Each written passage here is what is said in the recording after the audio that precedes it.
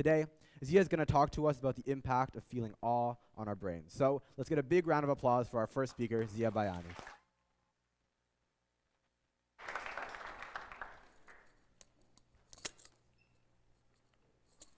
Take a look at this picture. What do you think this is? Well, this is a picture of our universe. Now look at this picture.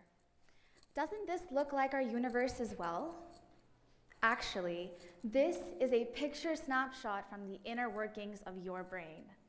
A neuron, pulsating with electrical activity, building connections with other neurons.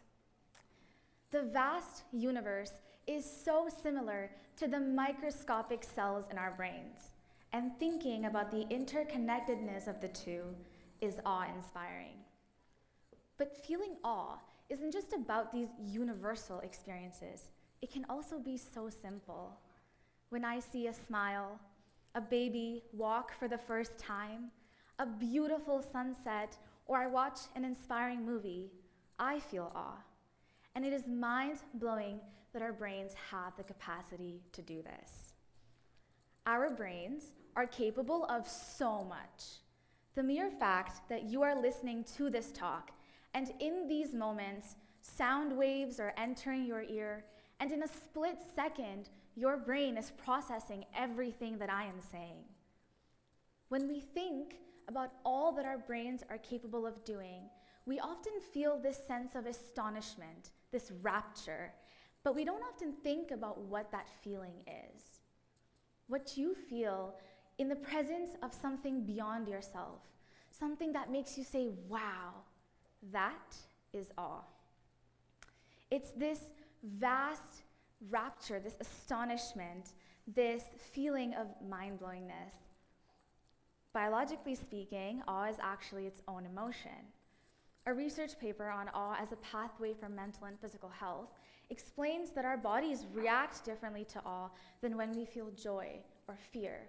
So we make different sounds and we show different emotions. Our brains are incredible. They allow us to think and process and function. And by experiencing awe, we are actually putting an effort to improve our brains. Let's get into it.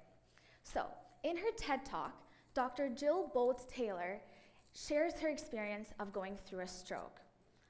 As a neuroanatomist, she is both someone who suffered the stroke and someone who could analyze that experience as a scientist.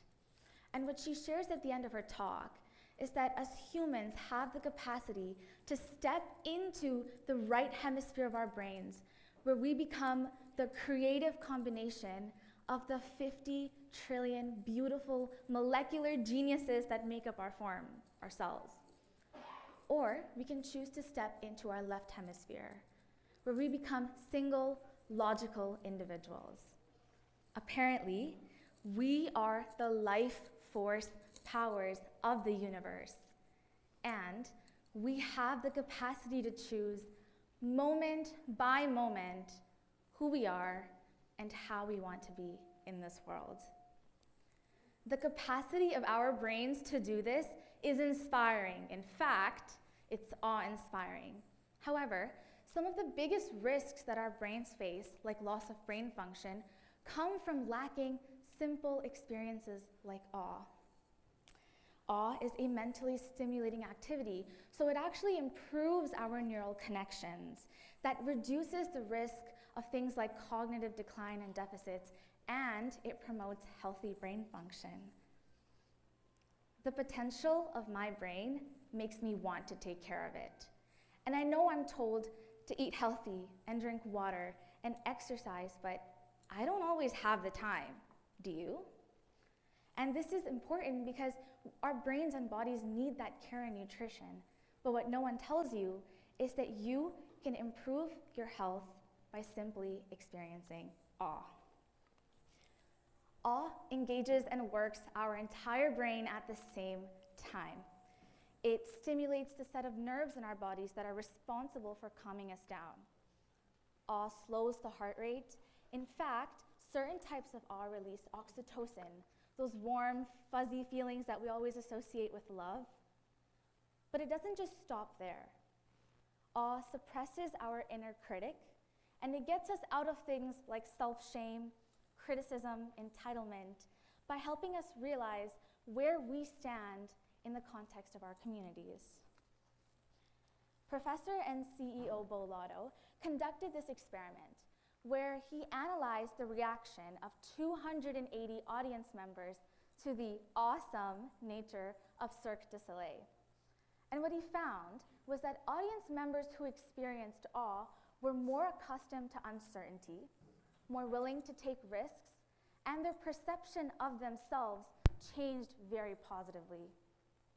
According to a study by Dr. Keltner and Haidt, people who experience awe are very much more prone to having better cognition. This is because when you feel awe, your brain constantly takes in new information, adjusts the mental structures, and this allows you to improve your cognitive reserves.